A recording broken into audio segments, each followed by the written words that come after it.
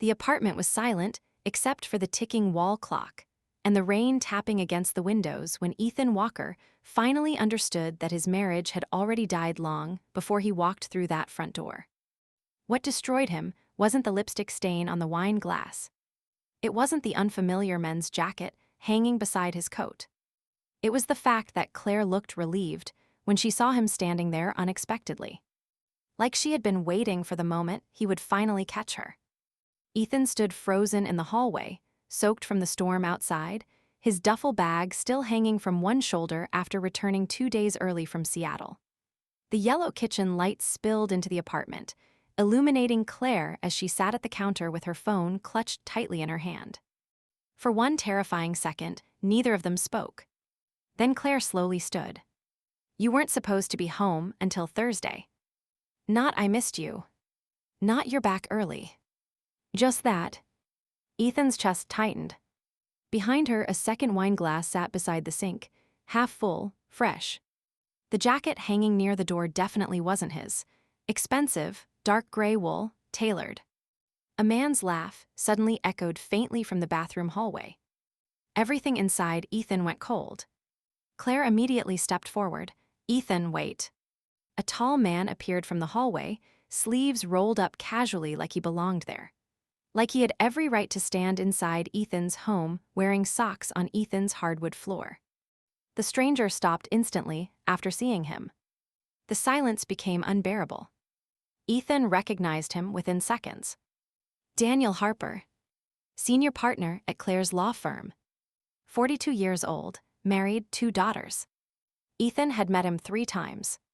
Daniel cleared his throat awkwardly. "This isn't."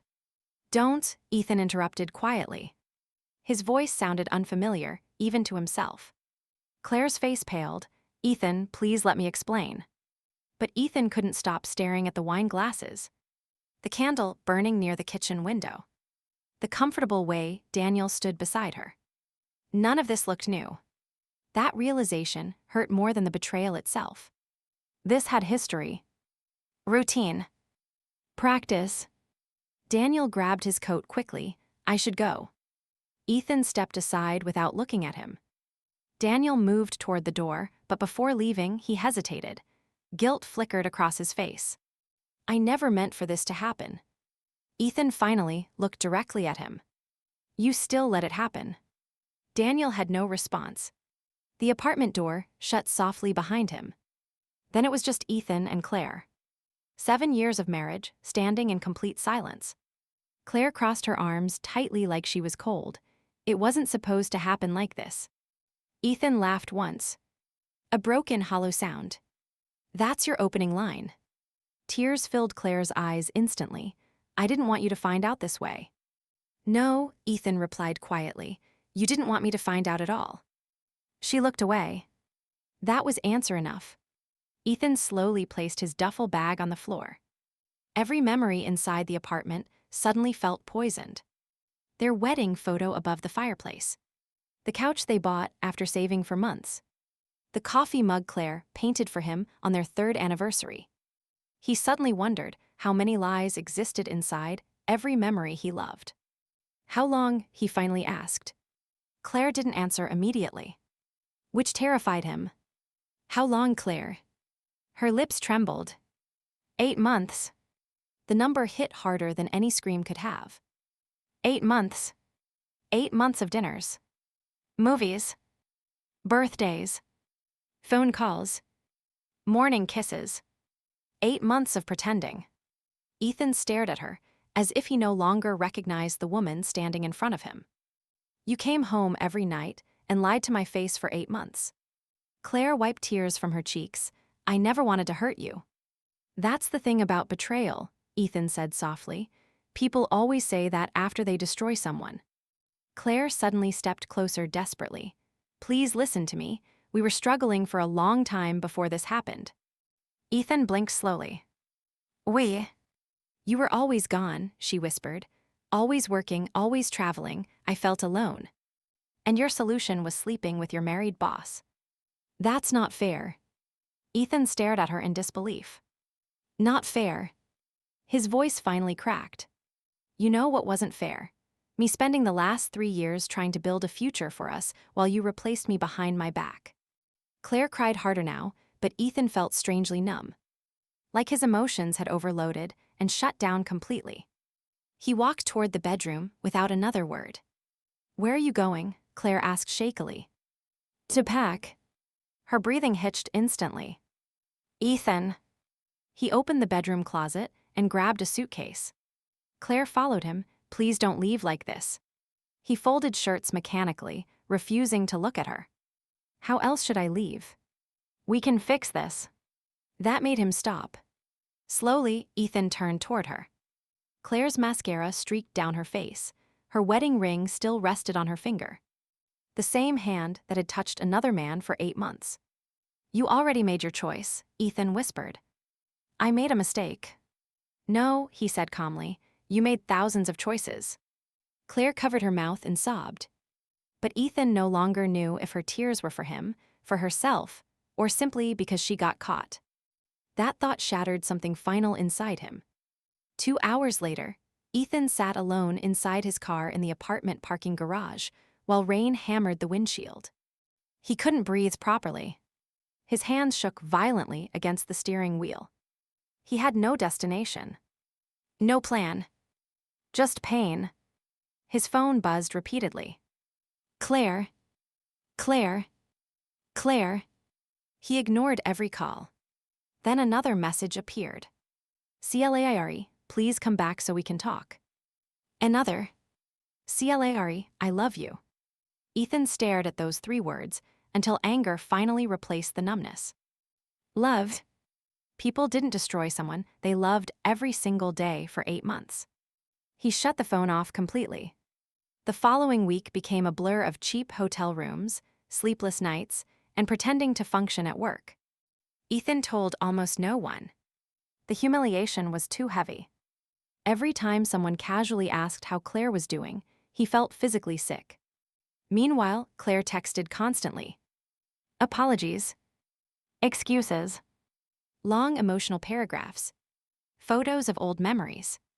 Promises to quit her job. Promises to change. Promises to save their marriage.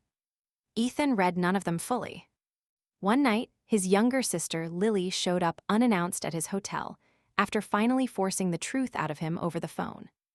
The moment Ethan opened the door, Lily hugged him tightly. And for the first time since discovering the affair, he nearly broke apart completely. "She really did this," Lily whispered angrily. Ethan nodded once. Lily pulled back, eyes blazing. "I swear to God if I see her." "Don't. She cheated on you for almost a year." "I know." Lily stared at him carefully. "You still love her." Ethan looked away silently. That answer hurt the most. Because despite everything, part of him still loved Claire. Or maybe he loved the version of Claire he thought existed. Lily sat beside him on the hotel bed. "What are you going to do?" Ethan rubbed exhausted hands over his face. "I don't know." "You can't go back." "I know." But late at night, alone with memories, Ethan sometimes questioned himself. 7 years wasn't easy to erase.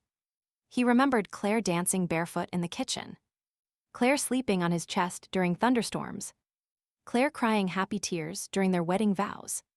Had any of it been real? Or had he simply loved someone who never truly existed? 3 weeks later, Claire finally convinced Ethan to meet her for coffee. He almost canceled twice before arriving. Claire looked thinner. Exhausted. Her eyes immediately filled with tears when she saw him. Ethan sat across from her stiffly. Neither touched their drinks. "I ended it with Daniel," Claire said immediately. Ethan nodded without emotion. "I quit the firm too." "Still nothing." Claire swallowed hard. "I know none of that fixes anything." "No," Ethan replied quietly. "It doesn't." She looked devastated by his tone. "I miss you." Ethan stared out the cafe window. "You miss the comfort," he said. "There's a difference." Claire shook her head desperately. "No, I miss us. There is no us anymore." The words visibly crushed her. A long silence followed. Then Claire whispered something that made Ethan's stomach twist. "I think I ruined my entire life." Ethan looked at her carefully. For the first time, he realized Claire genuinely hadn't expected consequences. She thought apologies could rewind betrayal. She thought love alone could erase dishonesty. But trust didn't die suddenly. It died slowly. Lie by lie. Choice by choice. I would have forgiven almost anything except this, Ethan admitted softly. Claire started crying again. I know. He stood slowly. Claire panicked instantly. Please don't go. Ethan hesitated. Then he reached into his jacket pocket and placed his apartment key on the table beside her untouched coffee. Claire stared at it like it was a weapon. I'm filing for divorce. The color drained from her face. No. I can't spend the rest of my life wondering who you're texting every time your phone lights up. Claire grabbed his wrist desperately. Please, please don't do this. Ethan gently pulled away. I already lost my marriage the day you started hiding another man. Then he walked away while Claire cried quietly behind him. The divorce process became uglier than Ethan expected. Not because of money. Because of guilt. Claire swung between apology and defensiveness constantly. One moment she begged for forgiveness. The next she blamed loneliness. Then shame would hit again. It exhausted both of them. Friends slowly learned the truth. Some sided with Ethan instantly. Others awkwardly avoided involvement. A few even defended Claire privately. Affairs are complicated. Marriages have problems. Nobody's perfect. Those comments made Ethan furious. Because nobody talked about betrayal like a real wound until it happened to them personally. One evening, Ethan finally returned to the apartment while Claire was at work to collect the rest of his things. The silence inside felt haunting now. Like walking through a graveyard of memories. He moved slowly through each room packing boxes. Then he noticed something sitting on the kitchen counter. A framed photo. Their honeymoon in Maine. Claire laughing while wrapped in a blanket beside the ocean. Underneath the frame sat a handwritten note. I would undo all of it if I could. Ethan stared at the words for a long time. Then quietly turned the frame face down. Months passed. The divorce finalized in February. 7 years officially reduced to signatures. Ethan expected relief afterward. Instead, he mostly felt empty. He stopped dating entirely. Trust no longer came naturally. Every smile felt suspicious. Every compliment felt temporary. At night, he sometimes replayed tiny details obsessively. How many times had Claire lied while looking directly into his eyes? How many dinners had she texted Daniel under the table? How many business trips were fake? The overthinking nearly drove him insane. Meanwhile, Claire disappeared almost completely from social circles. Lily occasionally updated him unwillingly through mutual friends. She moved into a smaller apartment. She looks miserable. She's seeing a therapist. Ethan never responded much. Part of him wanted Claire to suffer. Another part hated himself for wanting that. Then one rainy Thursday night, nearly 11 months after the divorce, Ethan received an unexpected call from an unknown number. He almost ignored it. But something made him answer. Hello. A shaky female voice responded immediately. Ethan. His heartbeat slowed instantly. Claire. He closed his eyes tiredly. What do you want? A pause. Then quiet crying. I'm sorry for calling. Then why did you? More silence. Finally she whispered, Daniel's wife found out. Ethan leaned back against the couch silently. I thought you said it ended. It did, Claire said quickly, months ago, but she found old messages. He said nothing. Claire sounded hollow. She left him. A strange feeling twisted inside Ethan's chest. Not satisfaction. Not sympathy. Just exhaustion. I don't know why you're telling me this. Because, Claire's voice cracked badly, because now I understand what I destroyed. Ethan stared into the darkness of his apartment. For the first time since the affair, Claire truly sounded broken. Not guilty. Broken. She looked at him the same way you looked at me, Claire whispered through tears, like someone she didn't recognize anymore. Ethan's chest tightened painfully. Claire continued crying softly. I became the person I used to hate. Neither spoke for several seconds. Finally, Ethan asked quietly, "Why are you really calling?" Claire inhaled shakily. "Because I found something while packing today." "What?" Another pause. "Your ring." Ethan froze. The wedding ring he left behind after moving out. Claire's voice trembled harder now. "You left it in the bedroom drawer beside our wedding vows." Ethan remembered. He had placed it there intentionally. "I couldn't throw it away," Claire whispered. Outside Ethan's apartment, thunder rumbled through the city. His throat tightened unexpectedly. "Claire, I know I don't deserve another conversation with you," she said quickly. "I know that, but I need you to know something." Ethan remained silent. "I did love you." The words landed like broken glass. "Maybe I loved you selfishly," Claire continued. "Maybe I loved you immaturely, but it was real." Ethan shut his eyes. Because deep down, that was somehow worse. If she never loved him, betrayal would make more sense. But people were capable of loving someone and still destroying them anyway. That truth terrified him. Claire sniffled quietly. "I think about the night you walked in every single day." Ethan remembered it too clearly. The wine glasses. The jacket. The relief on her face. "I should have told you the truth months earlier," she whispered. "Yes," Ethan said softly. "I was a coward." "Yes." Claire cried openly now. And despite everything, Ethan still hated hearing her cry. That realization angered him immediately. "How's therapy?" he asked suddenly. Claire sounded surprised by the question. "Hard." "Good." She gave a weak laugh through tears. "I deserve that." Ethan rubbed his jaw tiredly. The pain between them no longer felt explosive. Just sad. Like standing beside the ruins of something neither could rebuild. "I used to think we'd grow old together," Claire admitted quietly. Ethan swallowed hard. "So did I." Silence returned again. Long. Heavy. Then Claire whispered the sentence Ethan would remember for years afterward. "When I came home and you were gone, the apartment didn't feel empty because you left." Ethan listened quietly. "It felt empty because I finally understood what I threw away." His chest ached sharply. Claire inhaled shakily. "All you left was an envelope, a photo, and your ring, and somehow that hurt more than if you screamed at me." Ethan looked toward the rain-covered window. Because the truth was, screaming would have been easier. Anger faded eventually.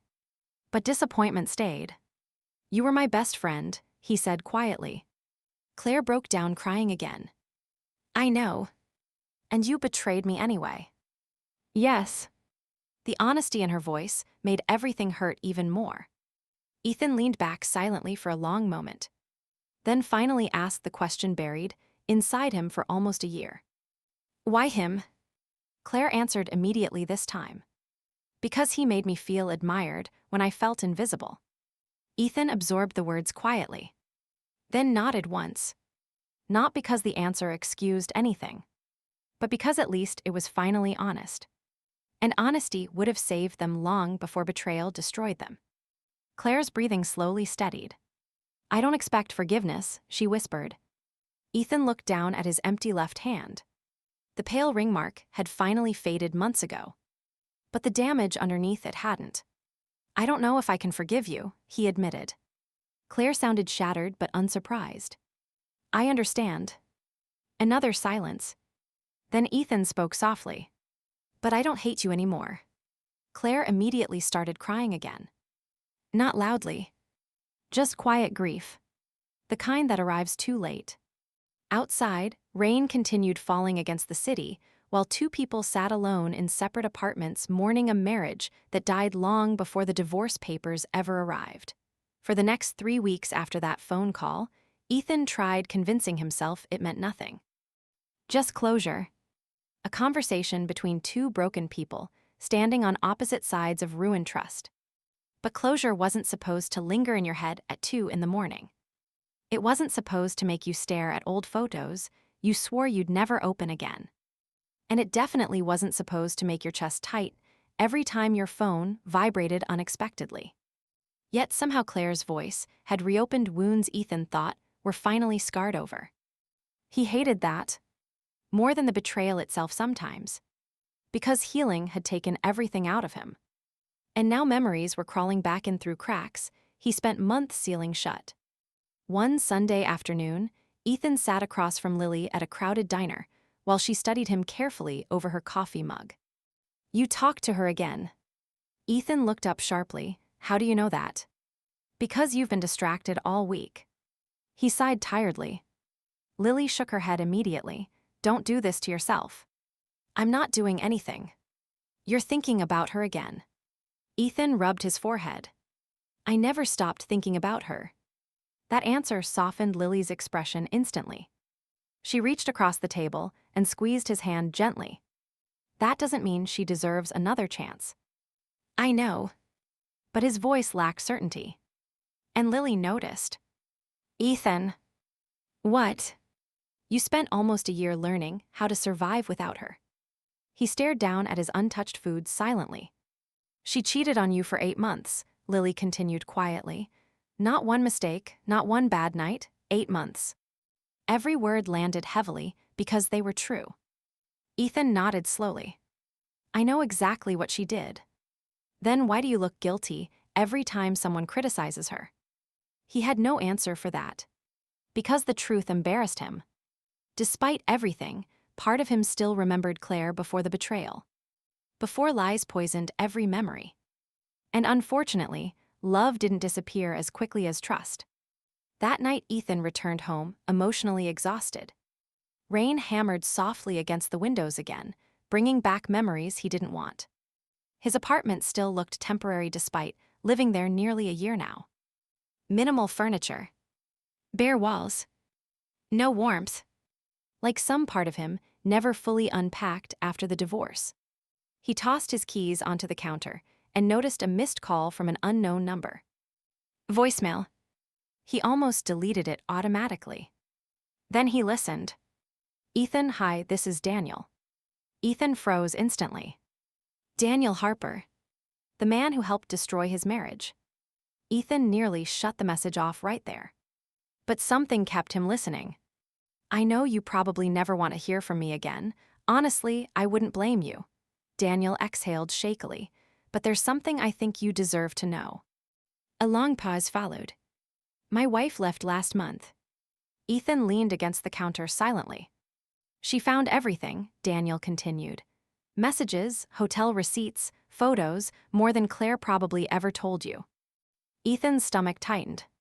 "Claire ended things with me almost immediately after you found out. We haven't spoken in nearly a year. But my marriage," his voice cracked slightly. "My marriage didn't survive." Good, Ethan thought immediately. Then guilt followed the thought right behind it. Daniel continued quietly. "I spent months blaming Claire because it was easier than blaming myself." Ethan said nothing. "But the truth is, I manipulated a woman who was emotionally vulnerable and lonely." That surprised him. Because accountability was the last thing Ethan expected from Daniel Harper. "I'm not saying Claire was innocent," Daniel added quickly. "She made her own choices, but I was older, experienced, I knew exactly what I was doing." Ethan closed his eyes tightly. He remembered Claire describing how admired Daniel made her feel. How invisible she felt before the affair. It still didn't excuse betrayal. But hearing Daniel admit, it complicated Ethan's anger in ways he hated. "I called because my wife asked me something during our divorce," Daniel whispered. "She asked how many lives I destroyed just to feed my own ego." Silence. Then quietly. "I think about that every day now." The voicemail ended there. Ethan stood motionless in the kitchen long after the message finished. Anger would have been easier. But pain became harder to carry once people started showing genuine remorse. 2 days later, Ethan received another surprise. Claire showed up at his office building. He saw her through the glass lobby doors before security called upstairs. For several seconds, he considered refusing to come down. But eventually he did. Claire stood near the entrance, twisting nervous fingers together. She looked different now. Not physically. Emotionally. The confidence she once carried so naturally was gone. "Hi," she said softly. Ethan kept distance between them. "What are you doing here?" "I'm sorry, I know this is inappropriate." "Then why are you here?" Claire swallowed nervously. "Because I'm moving." That caught him off guard. "Moving where?" "Chicago." He blinked slowly. "Why?" "My sister offered me a position at her marketing company." Ethan nodded once. "When?" "Next week." The words settled strangely inside his chest. Claire looked down briefly before continuing. "I didn't want to leave without saying goodbye properly." Ethan looked away toward the rainy street outside. The idea of Claire leaving the city felt unexpectedly final. Like the last remaining thread connecting their old life together was about to disappear forever. "That phone call a few weeks ago," Claire said quietly, "it helped me realize I've spent the last year hiding from what I did instead of actually facing it." Ethan crossed his arms. "And now I'm trying to become someone who would never do that again." Her honesty disarmed him slightly. Not because he trusted her, but because she no longer sounded defensive. Claire reached into her purse slowly. "I wanted to give this back."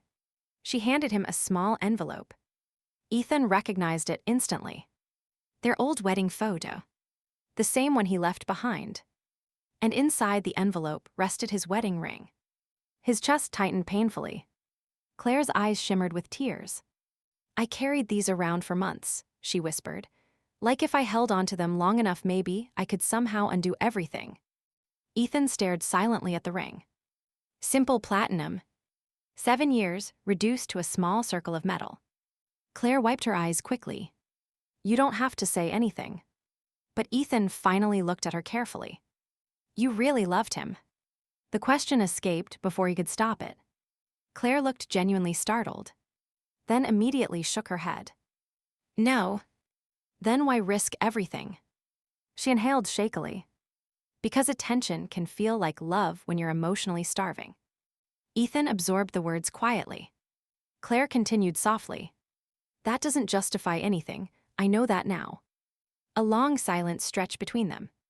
Then Ethan asked the question he never thought he would. "Did you ever plan on telling me?" Claire looked devastated instantly. "At first, no." The honesty hurt. "But eventually the guilt started destroying me," she admitted. "Every time you looked at me kindly, every time you trusted me," her voice cracked badly, "I started hating myself." Ethan stared at her for several seconds. "You should have told me before I walked in and saw him there." Claire nodded tearfully. "I know. And if I never came home early." Claire's silence answered everything. That realization sliced through him, sharper than expected. Not because he still needed punishment, but because it confirmed she would have continued lying indefinitely. Claire looked down at the floor. "I became someone I don't recognize anymore." Ethan quietly slipped the ring back into the envelope. "Maybe that's the real punishment." Claire looked at him sadly. "What do you mean?" "You have to live knowing you destroyed something good for something temporary." Tears rolled down her cheeks instantly. But she nodded because she knew he was right. Outside, thunder rumbled across the city skyline. Claire sniffled softly. "I used to think losing you would feel dramatic," she admitted quietly. "Screaming, fighting, doors slamming." Ethan said nothing. But it was actually worse. Her voice trembled harder. It was quiet. That hit him unexpectedly hard because it was true. Their marriage hadn't ended in chaos. It ended in disappointment. In silence. In the unbearable realization that love alone wasn't enough to survive betrayal. Claire stepped backward slowly. "I should go." Ethan nodded once. She hesitated near the lobby doors, then turned back toward him one final time. "I really am sorry, Ethan." For the first time since the affair, he believed her completely. And somehow that hurt the most. Claire moved to Chicago 5 days later. After she left, the city felt different. lighter in some ways, emptier in others. Ethan expected relief, knowing there was now hundreds of miles between them. Instead, he mostly felt grief. Because finality had arrived. No accidental encounters. No late-night calls. No possibility of running into Claire at grocery stores or coffee shops. Just absence. One evening, Lily invited Ethan to dinner at her house, hoping to drag him back into normal life again. Her husband Marcus grilled burgers, while their two little daughters ran around the backyard, laughing loudly. For the first time in months, Ethan smiled naturally. Lily noticed immediately. "You needed this," she whispered while handing him a drink. "Yeah," he admitted quietly. Later that night, after the girls fell asleep, Marcus sat beside Ethan near the patio fire pit. "You know something nobody tells you about betrayal?" Marcus asked calmly. Ethan looked over curiously. "The person who cheats usually destroys themselves too." Ethan stared into the fire silently. Marcus shrugged lightly. "Maybe not immediately, but eventually." Ethan thought about Claire's exhausted eyes, the trembling guilt in her voice, the therapy, the loneliness. "She already did," Ethan admitted quietly. Marcus nodded once. "But that doesn't mean you owe her redemption."